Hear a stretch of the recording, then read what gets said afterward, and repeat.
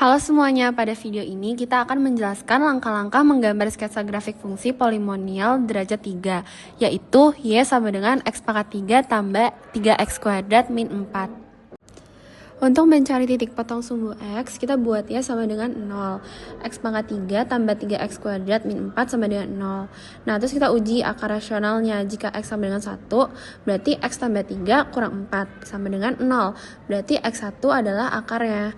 Lalu kita faktorkan dan diperoleh Y sama dengan X min 1 dan X plus 2. Maka titik potong sumbu X adalah 1,0 dan min 2,0.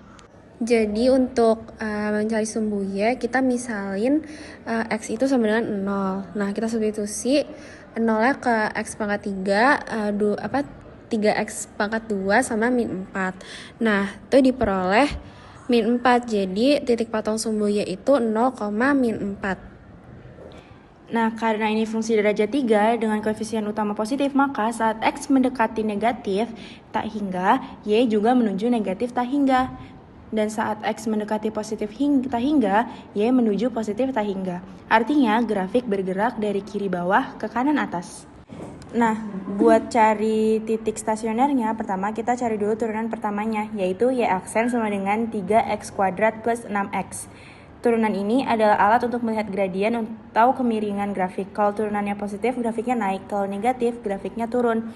Untuk tahu kapan dia berubah arah, kita cari dulu titik kritisnya dengan membuat Y aksen sama dengan 0.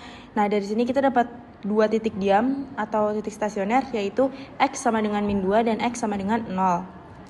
Jadi berdasarkan hasil uji coba tersebut, kita bisa simpulkan dua hal. Pertama, fungsi ini naik pada interval negatif tak hingga sampai negatif 2, gabungan 0 sampai tak hingga.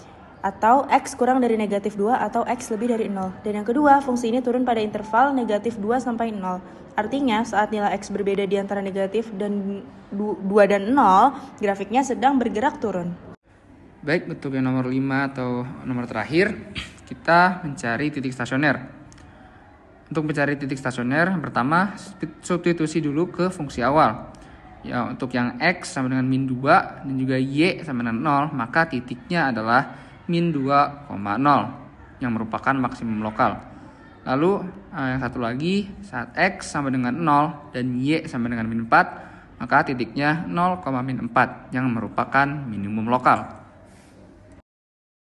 Jadi setelah dihitung dengan cara-cara yang tadi, dihasilkan grafiknya seperti ini. Nah, kesimpulannya itu grafik ini memotong sumbu X di 1,0, menyinggung sumbu X di min 2,0, memotong sumbu Y di 0,4, memiliki maksimum lokal di min 2,0, memiliki minimum lokal di 0,4, dan bergerak dari kiri bawah ke kanan atas. Demikian penjelasan dari kita tentang sketsa grafik fungsi polinomial ini. Terima kasih.